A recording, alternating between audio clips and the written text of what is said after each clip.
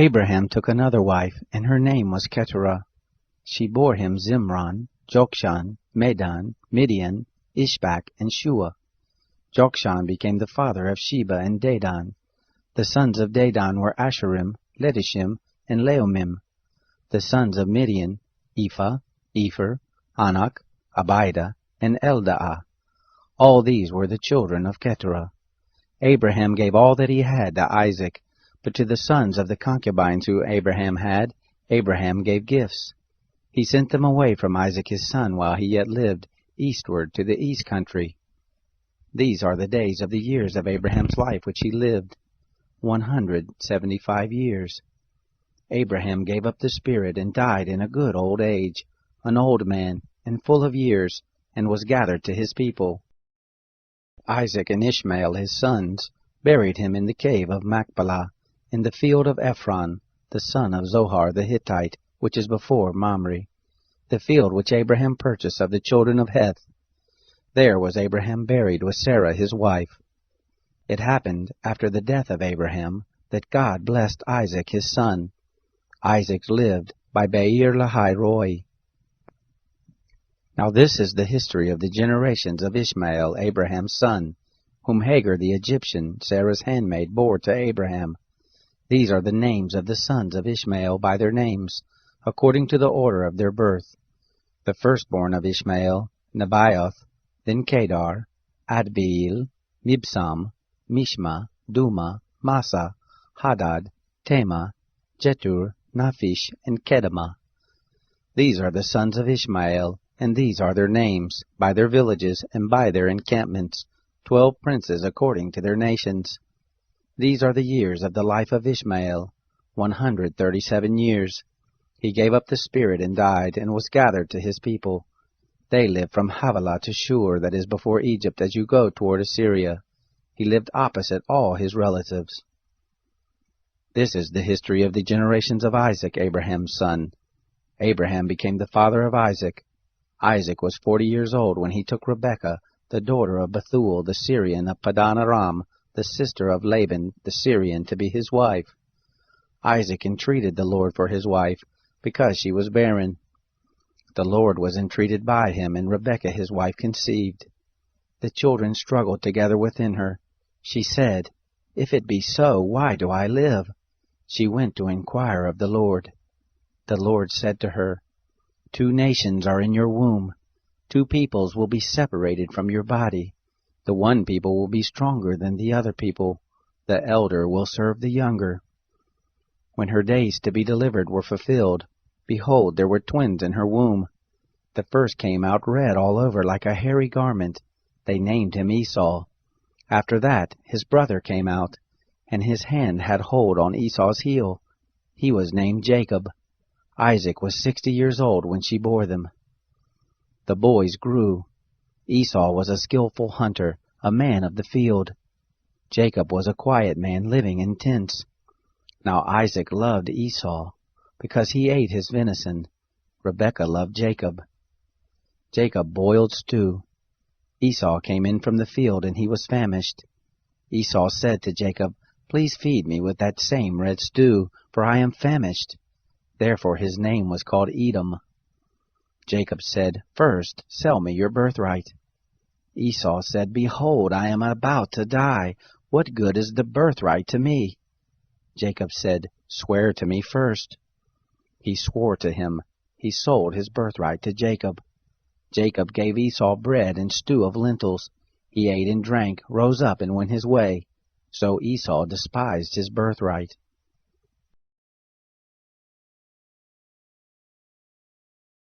There was a famine in the land, besides the first famine that was in the days of Abraham.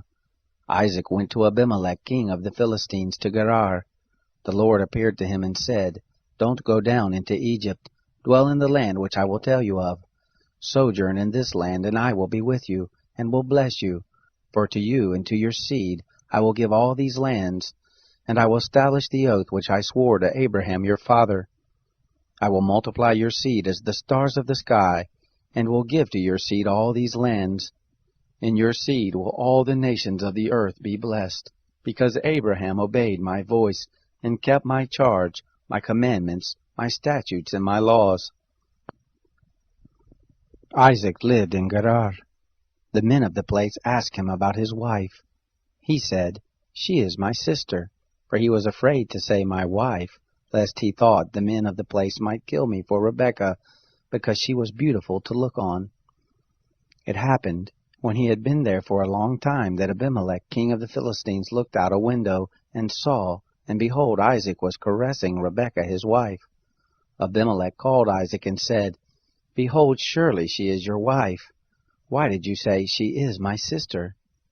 Isaac said to him, "Because I said, lest I die because of her."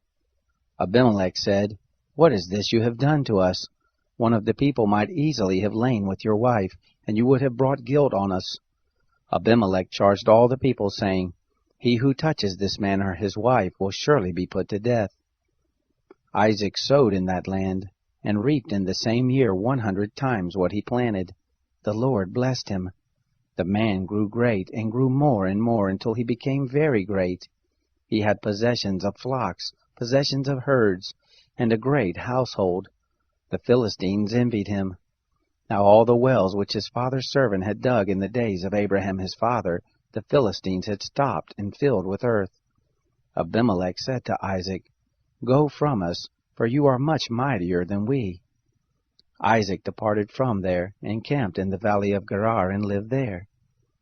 Isaac dug again the wells of water, which they had dug in the days of Abraham his father, for the Philistines had stopped them after the death of Abraham. He called their names after the names by which his father had called them. Isaac's servants dug in the valley, and found there a well of springing water. The herdsmen of Gerar argued with Isaac's herdmen, saying, "The water is ours." He called the name of the well Esek, because they contended with him. They dug another well, and they argued over that also. He called the name of it Sitnah. He left that place and dug another well. They didn't argue over that one. He called it Rehoboth. He said, "For now the Lord has made room for us, and we will be fruitful in the land." He went up from there to Beersheba. The Lord appeared to him the same night and said, "I am the God of Abraham your father. Don't be afraid, for I am with you, and will bless you, and multiply your seed for my servant Abraham's sake." He built an altar there, and called on the name of the Lord, and pitched his tent there. There Isaac's servants dug a well. Then Abimelech went to him from Gerar, and Ahuzah his friend, and Phicol the captain of his host. Isaac said to them, "Why have you come to me, since you hate me, and have sent me away from you?" They said, "We saw plainly that the Lord was with you." We said, "Let there now be an oath between us, even between us and you, and let us make a covenant with you, that you will do us no harm, as we have not touched you, and as we have done to you nothing but good, and have sent you away in peace. You are now the blessed of the Lord." He made them a feast, and they ate and drank. They rose up sometime in the morning, and swore to one another. Isaac sent them away, and they departed from him in peace. It happened the same day that Isaac's servants came, and told him concerning the well which they had dug, and said to him, "We have found water." He called it Sheba. Therefore the name of the city is Beersheba to this day. When Esau was 40 years old, he took as wife Judith, the daughter of Beeri the Hittite, and Basemath, the daughter of Elon the Hittite. They grieved Isaac and Rebekah's spirits.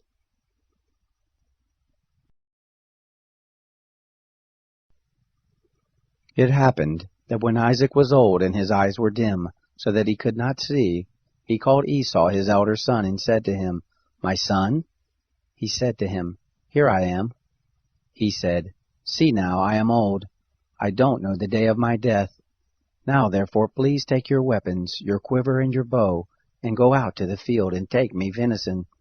Make me savory food such as I love, and bring it to me, that I may eat, and that my soul may bless you before I die." Rebekah heard when Isaac spoke to Esau his son. Esau went to the field to hunt for venison, and to bring it. Rebekah spoke to Jacob her son, saying, "Behold, I heard your father speak to Esau your brother, saying, Bring me venison, and make me savory food, that I may eat, and bless you before the Lord before my death. Now therefore, my son, obey my voice according to that which I command you. Go now to the flock, and get me from there 2 good kids of the goats. I will make them savory food for your father, such as he loves. You shall bring it to your father, that he may eat, so that he may bless you before his death." Jacob said to Rebekah his mother, "Behold, Esau my brother is a hairy man, and I am a smooth man. What if my father touches me? I will seem to him as a deceiver, and I would bring a curse on myself and not a blessing." His mother said to him, "Let your curse be on me, my son. Only obey my voice and go get them for me."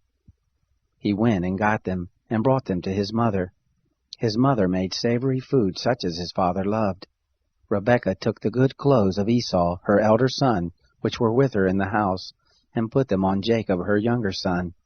She put the skins of the kids of the goats on his hands and on the smooth of his neck. She gave the savory food and the bread which she had prepared into the hand of her son Jacob. He came to his father and said, "My father?" He said, "Here I am. Who are you, my son?" Jacob said to his father, "I am Esau, your firstborn. I have done what you asked me to do. Please arise, sit, and eat of my venison, that your soul may bless me." Isaac said to his son, "How is it that you found it so quickly, my son?" He said, "Because the Lord your God gave me success." Isaac said to Jacob, "Please come near, that I may feel you, my son, whether you are really my son Esau or not." Jacob went near to Isaac his father. He felt him and said, "The voice is Jacob's voice, but the hands are the hands of Esau." He didn't recognize him because his hands were hairy like his brother Esau's hands. So he blessed him. He said, "Are you really my son Esau?" He said, "I am." He said, "Bring it near to me, and I will eat of my son's venison, that my soul may bless you." He brought it near to him, and he ate. He brought him wine, and he drank. His father Isaac said to him, "Come near now and kiss me, my son." He came near and kissed him. He smelled the smell of his clothing, and blessed him, and said, "Behold, the smell of my son is as the smell of a field which the Lord has blessed. God give you of the dew of the sky, of the fatness of the earth, and plenty of grain and new wine. Let peoples serve you, nations bow down to you. Be lord over your brothers. Let your mother's sons bow down to you. Cursed be everyone who curses you. Blessed be everyone who blesses you."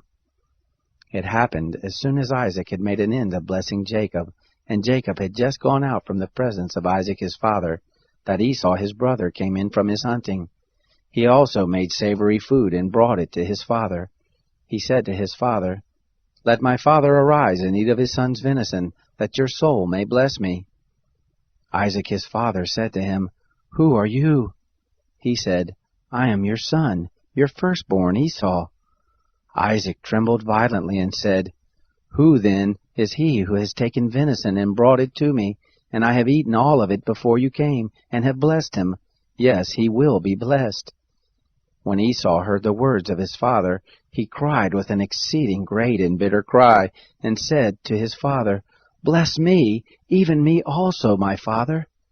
He said, "Your brother came with deceit, and has taken away your blessing." He said, "Isn't he rightly named Jacob? For he has supplanted me these 2 times. He took away my birthright.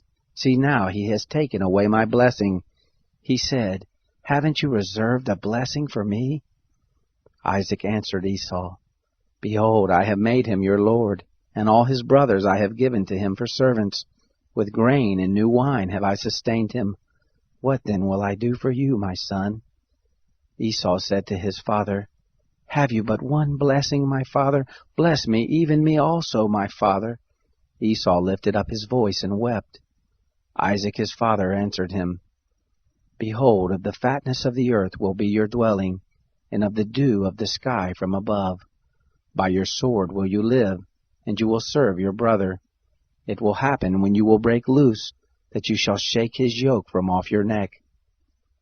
Esau hated Jacob because of the blessing with which his father blessed him. Esau said in his heart, "The days of mourning for my father are at hand. Then I will kill my brother Jacob."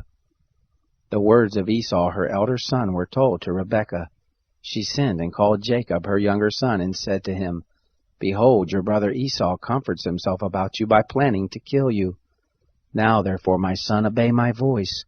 Arise, flee to Laban my brother in Haran. Stay with him a few days until your brother's fury turns away, until your brother's anger turn away from you, and he forgets what you have done to him. Then I will send and get you from there. Why should I be bereaved of you both in one day?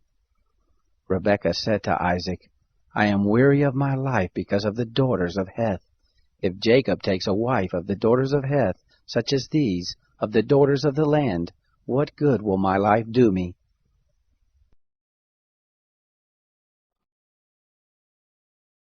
He entered into a boat and crossed over and came into his own city.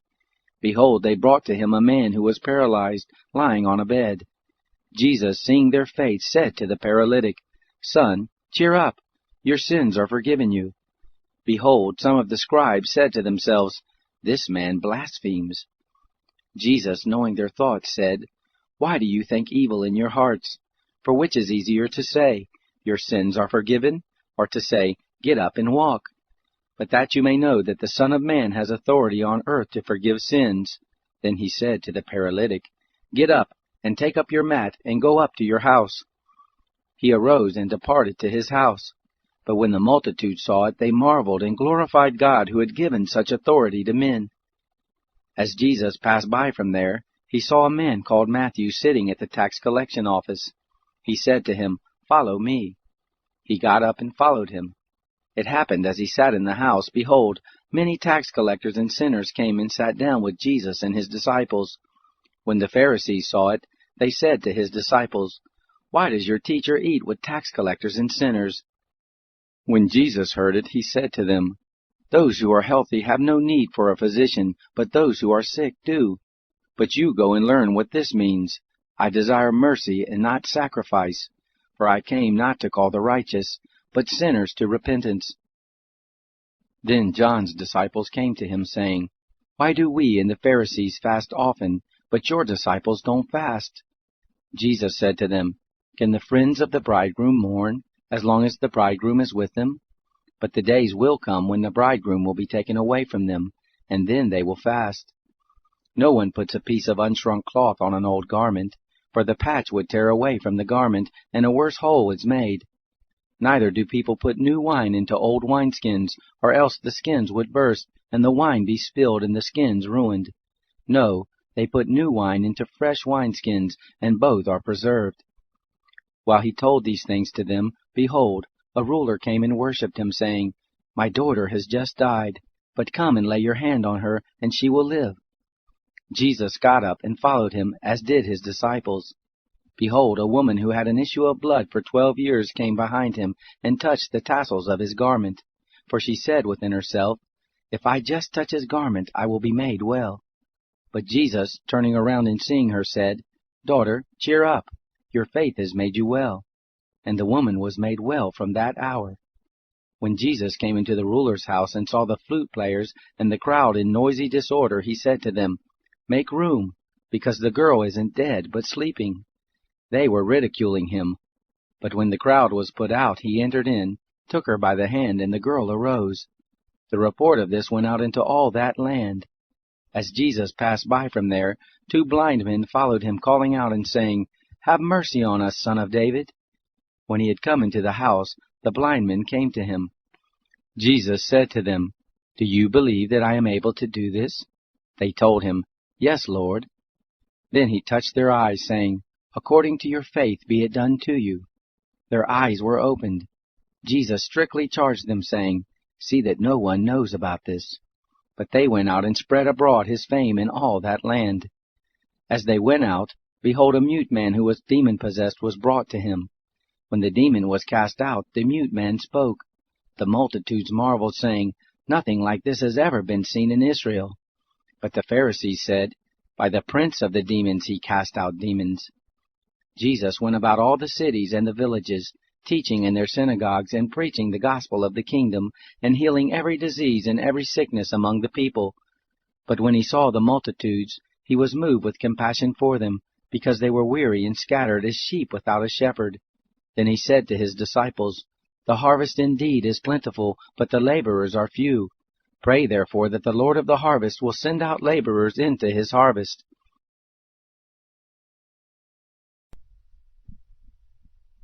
Psalm 10. Why do you stand far off, Yahweh? Why do you hide yourself in times of trouble? In arrogance the wicked hunt down the weak.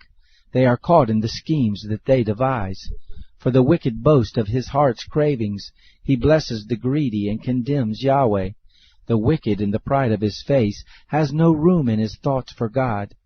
His ways are prosperous at all times. He is haughty, and your laws are far from his sight. As for all his adversaries, he sneers at them.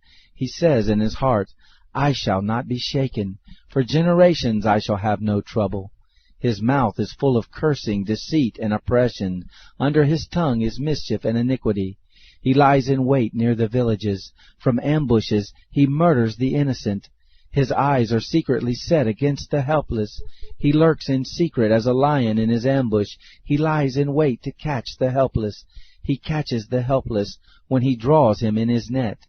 The helpless are crushed. They collapse. They fall under his strength. He says in his heart, God has forgotten. He hides his face. He will never see it. Arise, Yahweh. God, lift up your hand. Don't forget the helpless.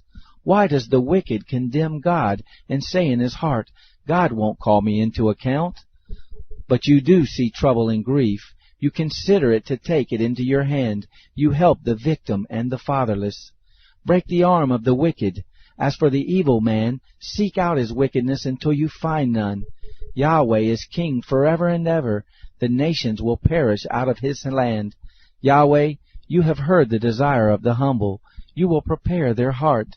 You will cause your ear to hear, to judge the fatherless and the oppressed, that man who is of the earth may terrify no more.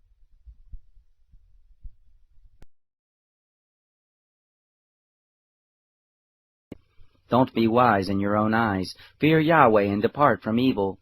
It will be health to your body and nourishment to your bones. Honor Yahweh with your substance, with the first fruits of all your increase. So your barns will be filled with plenty, and your vats will overflow with new wine.